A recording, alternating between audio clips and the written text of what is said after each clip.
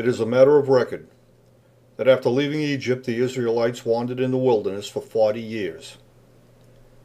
But even if this large group of people, who numbered in the thousands, advanced towards Jerusalem at the rate of just a single mile a day, they would have traveled along a path that was more than 14,000 miles long. Yet not a single trace of their wandering existence has ever been found within this region. No encampments, no beaten paths, no skeletal remains, no human waste, no war carnage, no validated structures, no graffiti, absolutely nothing. And for this reason, many no longer believe the stories of the Bible to be true. But they are.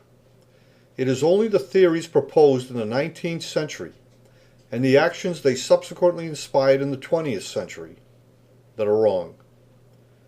But 21st century technology has dramatically changed the way in which both the world and all of its historically important features can be viewed. To put this same 14,000-mile distance into yet another real-world perspective, the people of Israel, traveling just by land alone, and at the same incredibly slow rate of just a single mile per day, could have easily traveled between the most southerly pyramid fields of Meroe and the most northerly pyramid fields of Giza, more than 10 separate times. And even today, despite nearly a century of aggressive attempts to do so, no proven, untainted, or infallible evidence yet exists which confirms the declarations made by those untrained men in the 19th century as to the location of either the Exodus route, Mount Sinai, Mount Zion, or any other critical point of interest to be either true, accurate, or precise in accordance with the Judaic record. And in the absence of tangible evidence, only theories and untruths remain. And when untruths are spoken often enough, the unsuspecting eventually believe them to be true. In accordance with the Judaic record, and as evidenced by the physical and the historical elements of that era, this is the real-world story of Israel, Palestine, and the Exodus of Moses, including how and where the water of the Red Sea parted.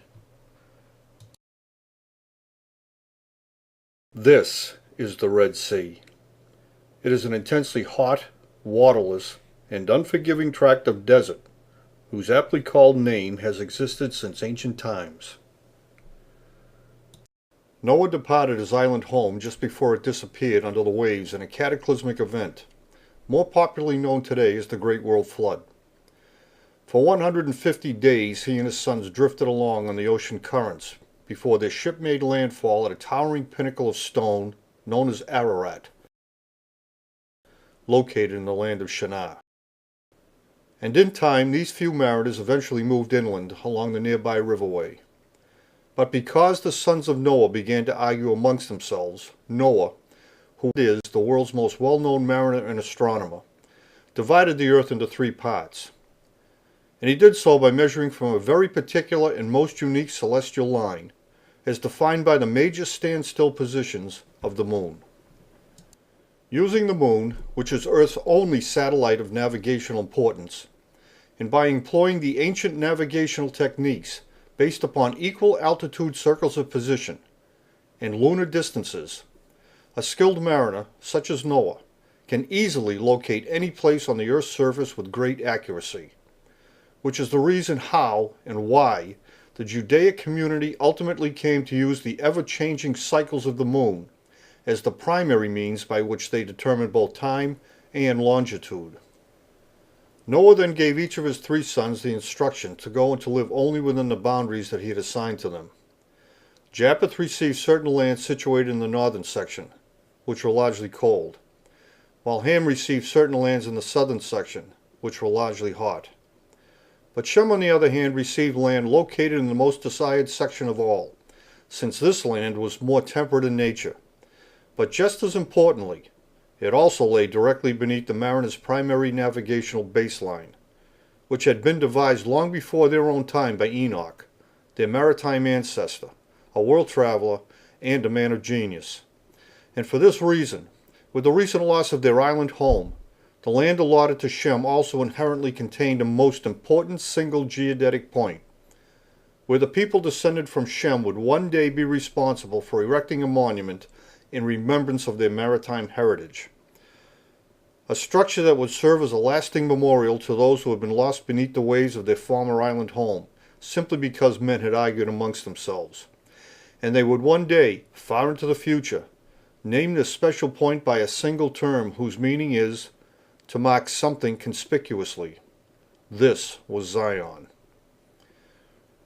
But for now, the new maritime nations had agreed to separate, with each of the brothers making the promise to remain only in the lands their father Noah had assigned to them.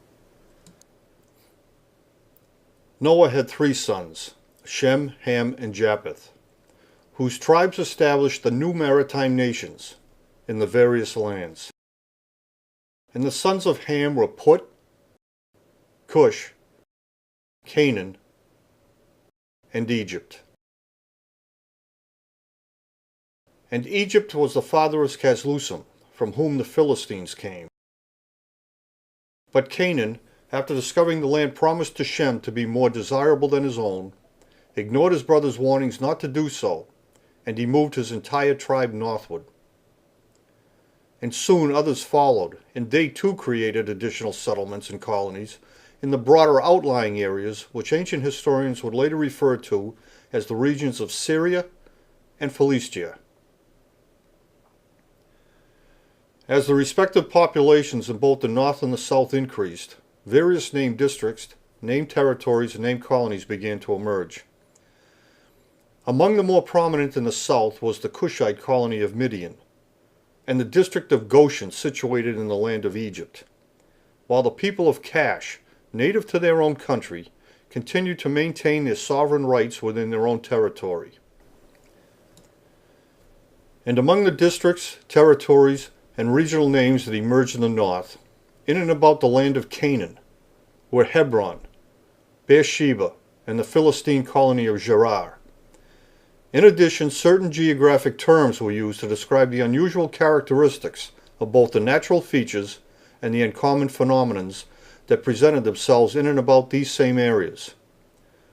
Among them was the term Euphrates, used to identify a most unique crossing point where 2 distinct land masses and 2 great salt seas came together, while the wide and expansive floodplain, which completely disappeared under an intense deluge of floodwater at the same time every year, was called Gihon, a term which meant the pathway of the rushing water, whose transliterated name would become more popularly pronounced as the Jordan, but is now called the Nile by modern mapmakers. As the sons of Shem also began to arrive from the sea, they too moved inland along the riverways to establish the settlements of Padan Aram and the township of Haran, in the district of Ur, where their skilled mariners and navigators continued to study the intricate movements of all phenomena pertaining to the celestial sphere, and with such a keen intensity that the discoveries they made and the formulas they devised are still in use to this day. In time, Abraham the Shemite, a highly skilled astronomer and mathematician in his own right, set out from the district of Ur, along with his nephew Lot, and went in search of the precise geodetic point where the memorial monument depicting their maritime heritage and loss would one day be erected by the descendants of Shem.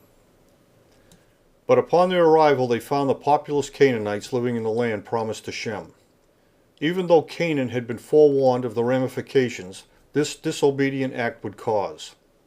So Abraham and Lot, finding themselves at a disadvantage, had no choice but to resign themselves to this situation, and so they melded into the Canaanite population, where they began to engage in various business enterprises.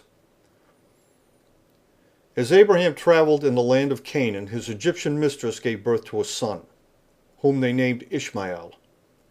But soon after Ishmael had been born, Sarai, Abraham's half-sister and legitimate wife, also gave birth to a son, and his name was Isaac. Sarai then demanded that Abraham rid himself of both his Egyptian mistress and his illegitimate, yet his firstborn son Ishmael, in order to prevent Ishmael from ever claiming his birthright, which was to inherit all of Abraham's ever-accumulating wealth. So Abraham, heeding Sarai's demand, took his mistress and their young son out into the desert wilderness of Paran, where he abandoned them, with the expectation that they would soon perish in that hostile environment. However, even though both Hagar and Ishmael managed to survive their near-death ordeal, the callous and ruthless actions of Abraham would never be forgotten by the descendants of Ishmael. And it would be these same remembrances that would one day have serious consequences for the descendants of Ishmael's half-brother, Isaac. After abandoning Hagar and Ishmael in the desert of Paran, Abraham returned to the land of Canaan, where he soon began making preparations to kill his only other son, intending to kill Isaac upon the very spot, the precise geodetic point, which he and Lot had originally set out to find. But Providence intervened, and Isaac survived Abraham's attempt to kill him. And so both father and son eventually went and settled in the district of Hebron, while Lot went and lived in a separate nearby place. But when Lot's home came under siege, he fled into the mountainous regions where he sired 2 sons, one by each of his 2 daughters. And the 2 sons produced by these incestuous relationships would eventually cross over to the other side of the Jordan and establish their own domains in the regions that would become known by their own names, Moab and Ammon. When Abraham died, Isaac did indeed inherit all of his father's wealth, with none being left to his half-brother Ishmael. Soon after Isaac had inherited all of Abraham's fortune, Isaac's cousin and wife Rebekah gave birth to twin boys. The first to be born was named Esau, and the second was named Jacob. But when Isaac was nearing the end of his own life, Jacob conspired with his mother Rebekah, and together they deceived Isaac, who was now aged and visually impaired, into believing he was passing his fortune on to Esau. But instead, because he had been deceived, Isaac swore an irrevocable oath and gave his fortune away not to Esau, the firstborn son, but instead he left it all to Jacob. When Esau discovered how he had been swindled out of his rightful inheritance, he became infuriated, and Jacob, fearing for his life, fled to live with his mother's family in the district of Ur. After Jacob's abrupt departure, Esau, whose nickname was Edom, having been swindled out of his rightful inheritance, also departed from the land of Canaan. And along with his Canaanite wives and his extended family members, he went on to establish his own domain in the land situated across the river from Paran, that would become known as the land of Edom.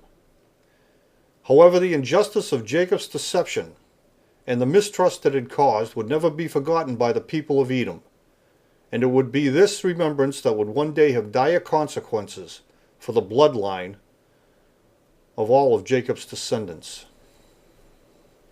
So Jacob remained in hiding for many years until a dispute with his uncle over his level of compensation caused him to secretly flee from the district of Ur, taking with him his entire family as well as a portion of his uncle's wealth.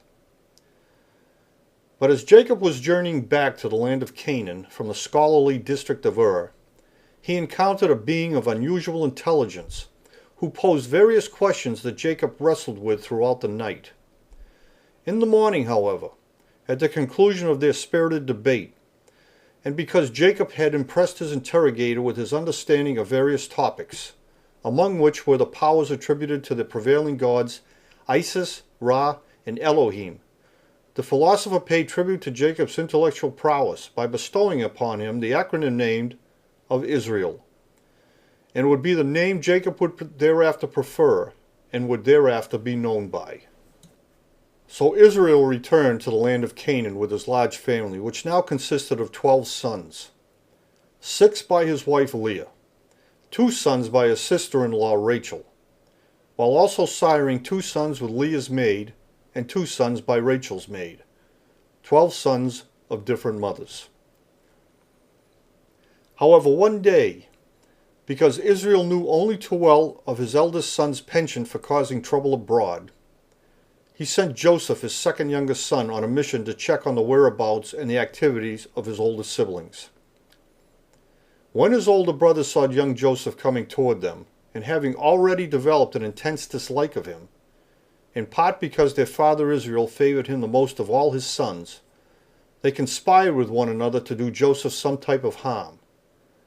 So when he came amongst them, his brothers threw Joseph down a well, where several wanted to leave him, while still others, with a change of heart, voted to pull him out. However, at that precise moment, a caravan heading for the land of Egypt arrived at the well, and after negotiating a deal, his brothers retrieved Joseph from the well, and they delivered him to the traders, who in turn took Joseph along with them to the land of Egypt, where Joseph was eventually sold.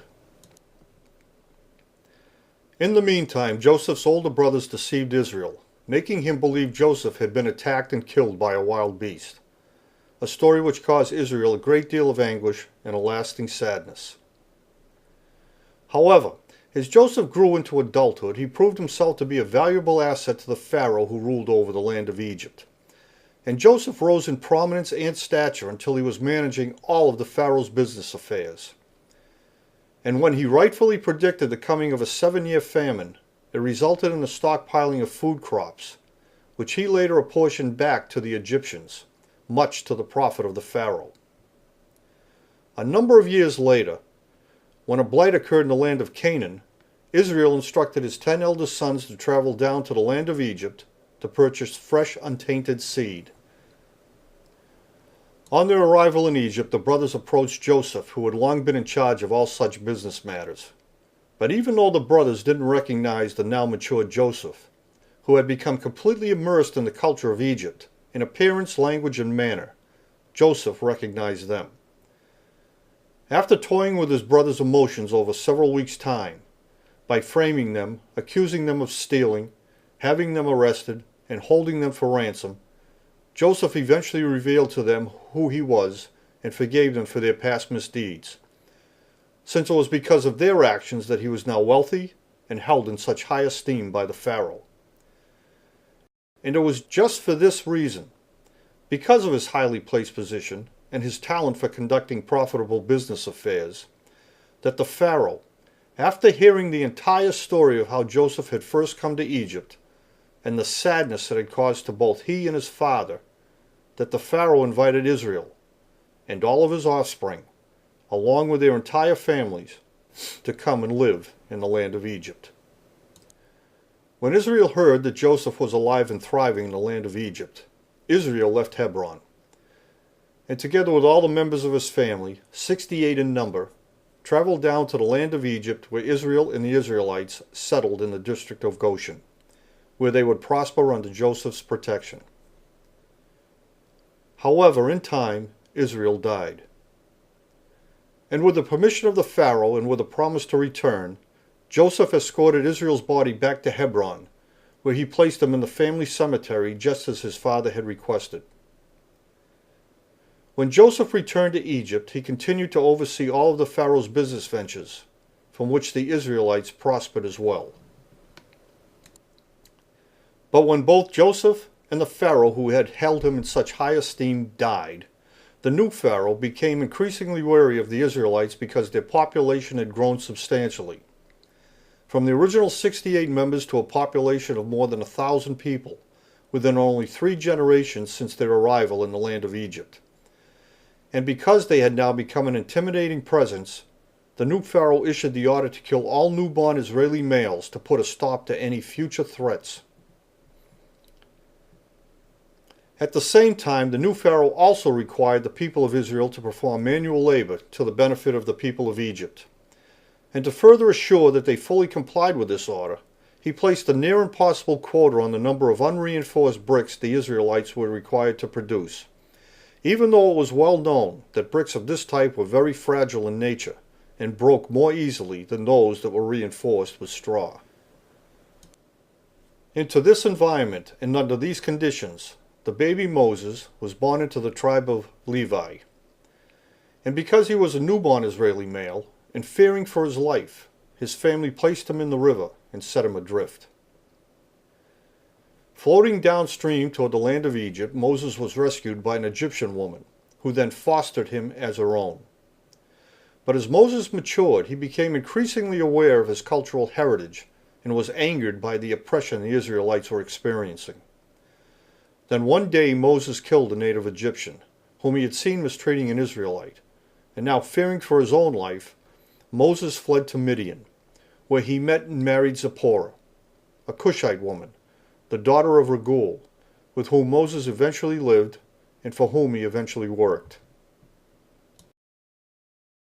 As Moses was tending to Raguel's flocks at the base of Mount Sinai, he was sure he had just felt something quite unusual.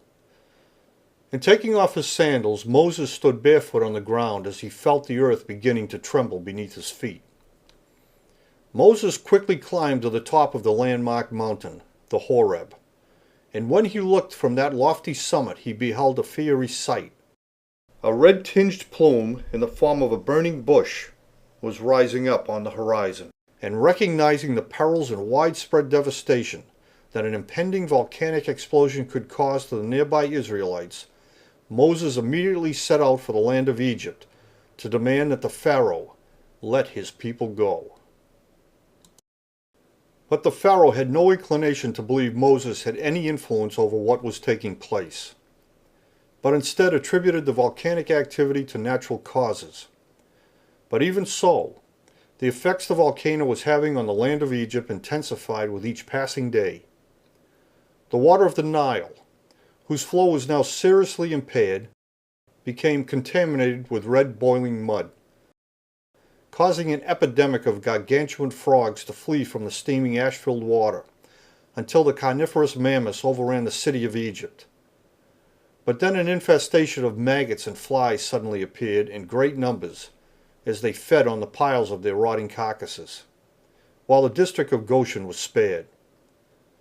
Soon thereafter, the livestock began to die an anguished death after ingesting the fine ash, which now covered everything, and caused boils to appear on every Egyptian skin. While yet again the district of Goshen was spared. Soon thereafter, chunks of burning pumice began to fall from out of the sky, while a pyroclastic flow, a surge of intensely hot air, swept down along the side of the volcano with such a tremendous force that nearly every single crop, orchard, and tree was leveled to the ground, while the district of Goshen was spared yet again.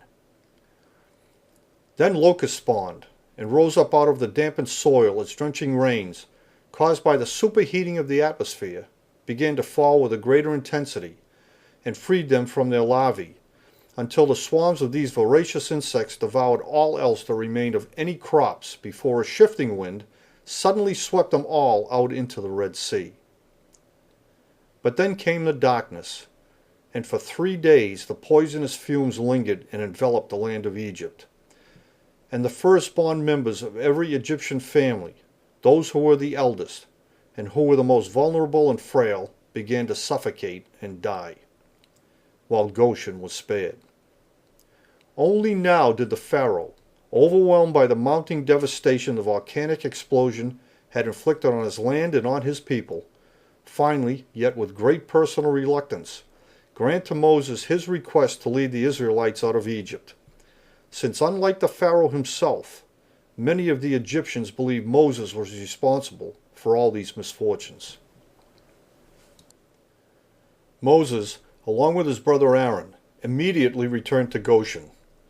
And as the Israelites made their hasty preparations to depart from the land of Egypt, the Philistines, who themselves had moved southward to escape the devastating effects of the erupting volcano, and who had also heard the news of the Israelites' impending departure, saw the bustling activity suddenly taking place across the river in the district of Goshen, and formed a defensive line along the banks of the river to prevent the Israelites from passing through their already stressed territory, since this was the shortest route to Midian. And even though the superstorm had intensified, Moses, with no other choice, set a course that would lead him around the land of Egypt, and then directly into the Red Sea. With more than 1,000 Israelites, half of which were children, he moved ever closer towards the superheated, moisture-rich atmosphere. As electricity ripped horizontally across a black and boiling sky, and as the volcano spewed its poison, and peals of thunder beyond imagination shook the ground, the drenching rain quickly began to fill the numerous channels in the Red Sea uplands, causing numberless streams to merge at countless junctions throughout this entire broad desert area, until the unprecedented quantities of water came together to form one single swiftly flowing stream, which rumbled down out of the Red Sea highlands and spilled out onto the desert plain. And as the bewildered Israelites arrived at this edge of the Red Sea, they found the path of their exodus completely blocked by the wide swath of roaring water that rushed past them on its way to the boiling river.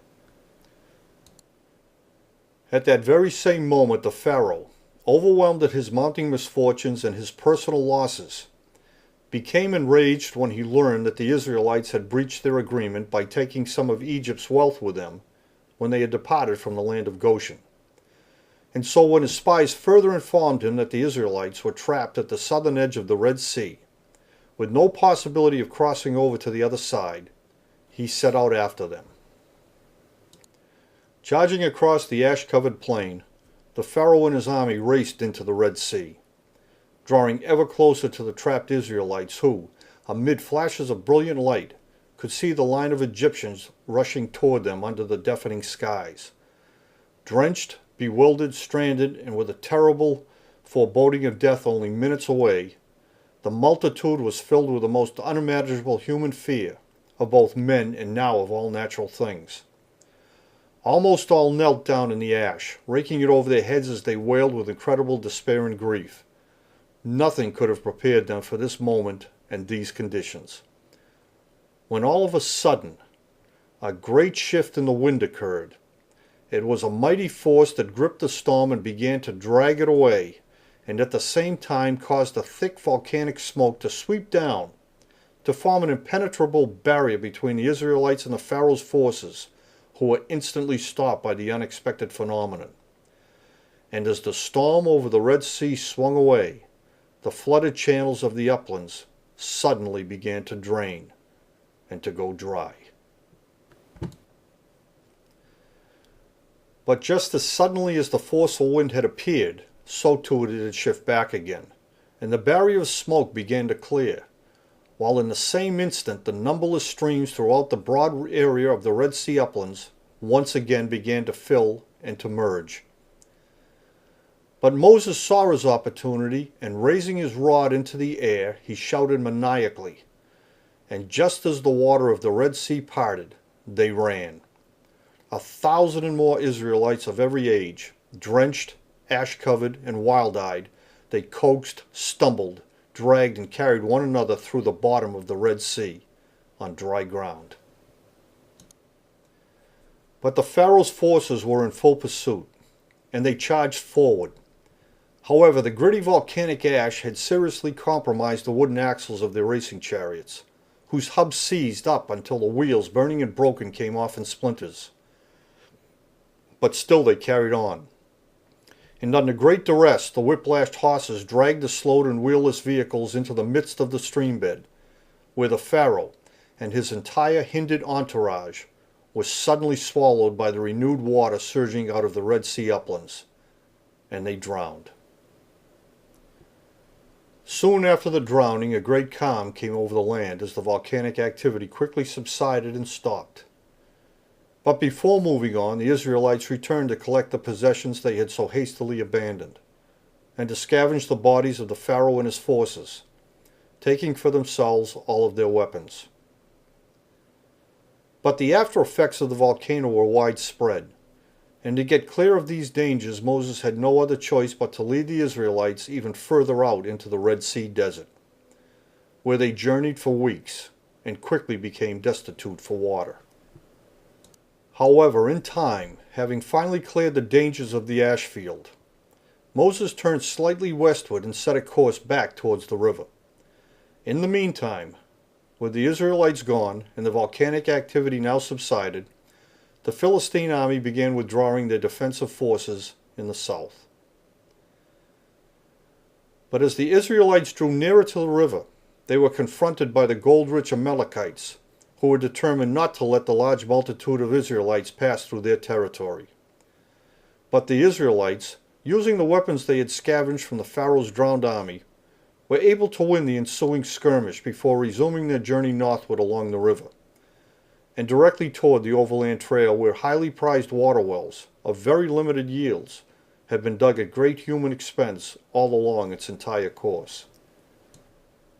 But the people of Cash, more powerful in numbers and more skillful with weapons than the Amalekites, immediately blocked all points of access to the overland route, forcing Moses and the Israelites to turn southward to Mount Sinai, where upon their arrival they found themselves surrounded and boxed in by both the Philistine and Cashite forces, who had been shadowing their every move. Moses and the Israelites reached Mount Sinai 90 days after leaving Goshen. But shortly after their arrival, Moses found himself constantly contending with the endless domestic disputes which erupted among the vociferous Israelites, whom he found to be both unruly and uncooperative. As a result, he retreated to the top of Mount Sinai and ultimately, based upon the most common disputes he had contended with, he delivered the laws which the Israelites were to abide by if Moses had any hope of ever moving the squabbling tribes forward to the Promised Land. And he delivered these laws on 2 separate occasions, since he had smashed the first set of tablets in a fit of rage, when upon his initial return from atop the mount, he found the Israelites performing serious acts of insolence. However, in time, Moses did deliver the laws, which are more popularly known today as the 10 Commandments. And to further develop a sense of solidarity and unity among the conflicted tribes, he devised yet another means to put their pent-up energies to a greater use, by bringing the tribes together in a common cause, to build and furnish a tabernacle, whose ruins are still there today. And as part of this comprehensive plan to maintain their newfound sense of solidarity once they were again underway, Moses devised yet another plan, and so he commissioned the creation of a special container into which the tablets of the 10 Commandments would be placed. This portable container would always be carried in the open for everyone to see, and would serve as a visual reminder of their collective pledge to maintain their newfound solidarity once their quest to reach the Promised Land had resumed. And so this special container, of unique design, the symbol of their collective pledge, became known as the Ark of the Covenant. After Moses had negotiated a structured departure from Mount Sinai, the Israelites set out in stages to eliminate any perceived risks to the neighboring territory. And before the annual floodwaters arrived, they crossed to the opposite side of the Gihon at the earliest cataract, where castellated stones provided a tenuous footbridge and a tethered ferry crossing. As they marched northward, the Israelites struggled against hunger, illness, and epidemic deaths, and at times even thirst. However, they eventually arrived at the milestone point of Harada, where they encamped for a long while as a respite before once again resuming their northward march. But when they arrived at the junction of 2 separate trails, Moses sent out 12 spies with the instruction to determine which was the better route to follow. When the spies returned, 10 of the 12 reported that neither route was possible. The northwestern route was primarily through a desert, but even though it followed along an aquifer, every oasis along its course was heavily guarded and also situated at the bottom of a long ridge, making any group of Israelis, either large or small, vulnerable to attack and decimation. While the northern and most direct route would lead them directly into the midst of the Amalekite colonists, whose southernmost kinsmen they had already angered. And beyond the Amalekites were the Philistine colonists of Egyptian heritage, and beyond them were the various tribes descended from the Ishmaelites, who knew only too well of how Abraham had abandoned their patriarch Ishmael in the desert of Paran to deny Ishmael, and by extension even themselves, their birthright. remembrances that fostered both anger and a deep mistrust of the Israelites. But even despite the reports that each territory was staunchly guarded by a large populace bearing a great deal of animosity for the people of Israel, a small contingent of Israelis, believing their insurgency would be successful, set out along the northern route. But no sooner had they done so than the northern alliances, just as Moses had predicted, swept down on them, forcing the Israelites to turn back in a hasty retreat towards Kadesh. In dire need of an alternative route, Moses then crossed to the other side of the river in search of one. And being the very first to arrive on the opposite shore, and anxious to see what lay ahead, Moses set out all by himself in a chariot, while the support forces were still in the midst of coming across the river, and were still busy mustering on the shore. Moses, who was now all alone, continued to move further away from the mustering Israelites, when suddenly he was ambushed by hundreds of men who had been hiding in the nearby hills, and who now rushed down onto the plain of the Orontes River watershed, surrounding him from every direction. From the south came the Kashites, and from the north came the vengeful Edomites, who, fueled by the remembrance of how Esau, their ancestral patriarch, had been swindled by his younger twin brother Israel, were now adamant, bound and determined not to let their distant cousins, the people of Israel, enter into the territory of Edom. With the combined armies closing in on him, Moses turned his chariot, and charging across the open plain, he crashed his devoted team of horses through the swarming ranks, and raced back to the Israelis who were still mustering on the shore. With the Amalekites, the Philistines, and the Ishmaelites, the Kashites, and the Edomite armies massing all around the Israelis' position, Moses had no choice but to order a hasty retreat southward and to flee back towards the Red Sea. But the path of the full retreat was sealed off, and the Israelites found themselves completely boxed in. And so the Israelites would remain isolated in this wilderness where they would wander, and would eventually return to Mount Hor, where for the next 35 years Moses would govern and conduct all diplomatic matters. But with each passing year, the youthful population of the Israelis continued to expand, and was fast becoming a viable threat, causing the officials of Ammon in the land of Edom to send out letters of appeal to their northern allies, requesting that they send aid so the foreigners, the Habaru, or Hebrews, could be kept in isolation right where they were.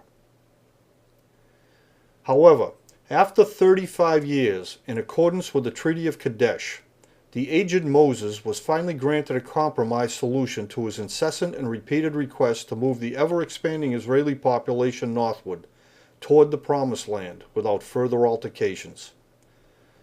The Edomites of Ammon granted him permission to do so, but only if he led the Israelites around the land of Edom and not through it.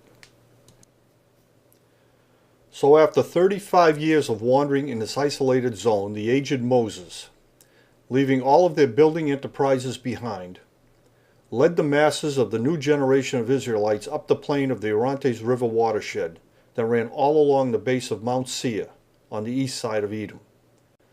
And as they approached the northern extremes of this particular leg of their journey, the people there began referring to the Israelites, much like themselves, as the people from Egypt, or otherwise simply as the Egyptians. As the large masses of Israelites came around the land of Edom and emptied out onto the plains of Moab, their arrival there was intercepted by the Philistine and allied forces who had formed a formidable defensive line on the opposite side of the floodplain, forcing Moses and the Israelites to turn their energies northward. But here too the Israelites were met with a great resistance and were denied permission to pass through the land of Moab. But the Israelites, with its large population of young men from the new generations, quickly attacked these lesser skilled tribes.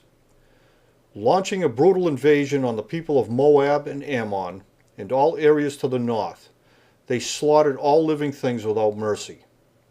And as the relentless slaughter moved forward, thousands of refugees fled from the adjoining regions of Syria and Philistia, and they streamed into the more northern regions to escape the genocide. At the conclusion of the invasion, Moses was now nearing his own natural death. And as his last official act, he gave the newly decimated lands of Moab and Ammon to the Israelite tribes of Reuben and Gad, and to half of the people belonging to the tribe of Joseph's son, Manasseh. But Moses, one of only 3 left from the original group who had departed from the land of Egypt 40 years earlier, and after having traveled more than 2,000 miles under the most extreme conditions, would never set foot in the Promised Land, but would only get to look across and see it for the last time from the top of Pisgah Peak, just before he died. After his death, the body of Moses was secretly transported back to Mount Hor, where he was interred in the same royal tomb fields where his brother Aaron, his sister Miriam, and his wife Zipporah had been placed many years before his own death. After the mourning period for Moses had ended, the people of Israel, under Joshua's command, and with the Ark of the Covenant, the tangible symbol of their collective pledge, being carried at the head of the column by the tribe from which Moses was descended, crossed over the Jordan. And 40 years after leaving the land of Egypt, the Israelites finally entered the Promised Land. And for many years thereafter, the people of Israel conducted numerous raids throughout the adjacent areas, attacking the Canaanite, Syrian, and Philistine people, who, despite their many letters appealing to the coalition forces based in Ammana to send assistance to help them in repelling the Habarus, they too, just as their counterparts had done before them, fled to points further north to escape the onslaughts. While the more powerful southern alliances, who had elected not to diminish their own resources by sending aid, instead combined them into a single force to establish their own defensive lines to prevent any intrusive actions by the marauding Israelis. But before his death, the aged Joshua, who was now the only survivor of the original group to have left the land of Egypt at the very outset of the Exodus, sent surveyors out to thoroughly map the land and its natural features. Thereafter dividing the entire region into specific areas, districts, and territories, which each tribe to the west of the Jordan River was to make their own by means of their own individual tribal conquests, since the people of Israel had not yet completely overtaken the areas contained within this broad region. But before dividing the large tract of Canaanite land into sections of equal quality amongst the 9.5 tribes who now lived on the west side of the Jordan River, Joshua first combined it with the large parcel which Israel had bequeathed to its 4 sons Judah, to whom Israel had left all his wealth.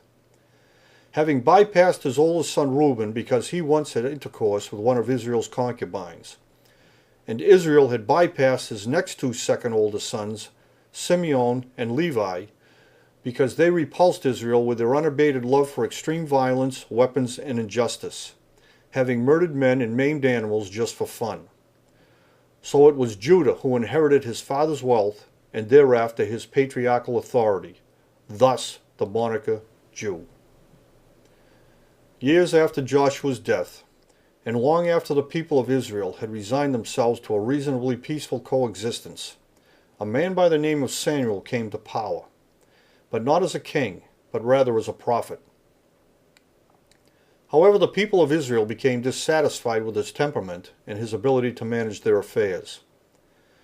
So Samuel, much to his chagrin, designated Saul a most unlikely candidate to be the very first king to rule over the people of Israel. But Saul, much to everyone's surprise, proved to be a much better commander than Samuel had ever expected.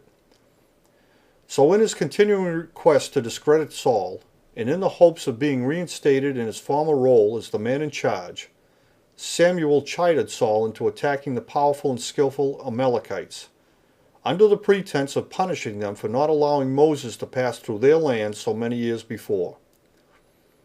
Ultimately, Saul did attack, but he didn't fail as Samuel had hoped, but instead Saul succeeded in destroying the Amalekite nation by driving his forces all the way forward down to Mount Hor, where a stela depicting the first documented name of Israel still exists, which commemorates how the people of Israel triumphed over the people who lived in the land of Canaan.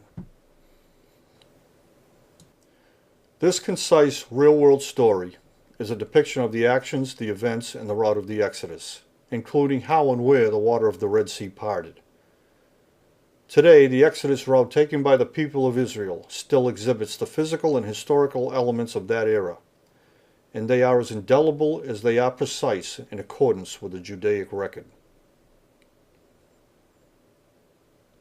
However, in retrospect, it was not much more than 100 years ago that the founder of Zionism, in his quest to create a haven for people of Jewish origins, offered these sentiments to his few followers. The historic homeland of the Jews no longer has any value for them. It is childish to go in search of the geographic location of the homeland. In any case, I believe that after the next Congress we shall proceed in a practical way to the land, any land. These words were spoken by Theodor Herzl, the founder of modern political Zionism, because the geographical whereabouts of their cultural past were a complete unknown then, just as they still remain today.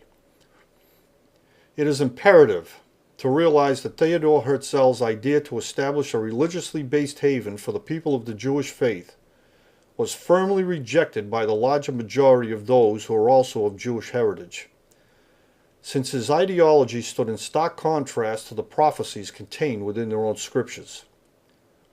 The larger majority of the Jewish community contended that by ignoring the scriptures, Herzl was merely promoting his own ideas under false pretenses, with no consideration for the ramifications his actions would cause. It is a contention and a controversy which still exists within the vast realm of the Jewish community to this day, and is yet another footnote to history as to how so few can affect so many. The term Zionism comes from the name given to a very specific mountainous area where the city of David, and subsequently the Temple Monument of Solomon, a single massive structure built of huge stones by hundreds of thousands of men who toiled continuously for several decades, was erected in the land promised to Shem, a son of Noah, their maritime ancestor, and a survivor of the Great World Flood. It was also the site where a second structure of similar characteristics would also be built, but whose lesser height King Herod would later increase by adding a stone cap to its already towering pinnacle. This was Zion. It is based on a term that means to mark something conspicuously, but is now embraced by the larger Jewish community as meaning the world to come. These are their own words.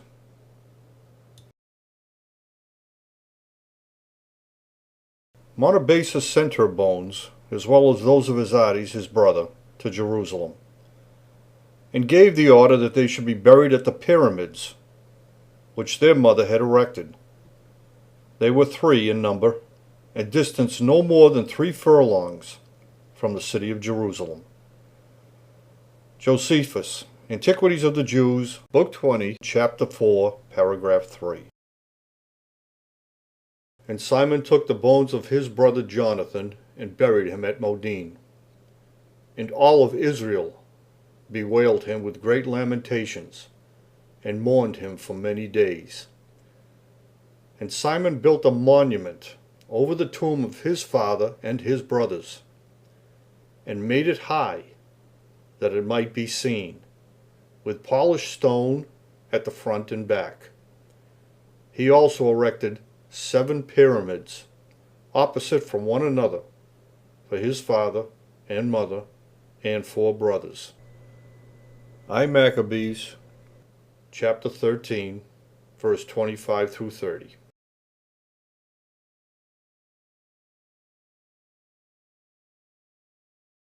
When the chaos finally ends, Jerusalem and the monument will become the world's greatest attraction. International disputes will be settled, and all nations will convert their weapons of war into implements of peace. Then at last, all wars will stop, and all military training will end. For your sons and daughters are coming home to you from distant lands, For I have reserved the ships of many lands, the very best, to bring the sons of Israel home again from far away. Violence will disappear, and all war will stop.